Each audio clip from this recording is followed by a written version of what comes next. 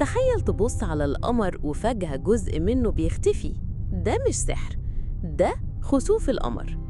بيحصل لما الأرض تيجي بين الشمس والقمر، وظل الأرض بيغطي القمر وبيظهر لونه أحمر أحياناً حسب الغلاف الجوي. الخسوف الكلي، القمر كله يدخل ظل الأرض ويظهر أحمر. الخسوف الجزئي، جزء منه بس يختفي. وشبه الظلي، القمر باهت وخافت شوية. الخسوف يحصل بس في البدر الكامل لما الأرض والشمس والقمر على خط واحد، وده بيحصل من 2 ل5 مرات في السنة.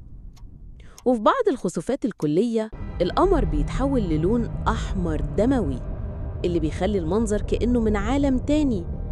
الأحمر ده نتيجة ضوء الشمس اللي بيتشتت حوالين الأرض وبيوصل للقمر، حاجة مذهلة بصراحة. وبعد انتهاء الخسوف القمر يرجع ينور من جديد. ظواهر زي دي بتفكرنا بعظمة ربنا وقد إيه إحنا جزء صغير من الكون.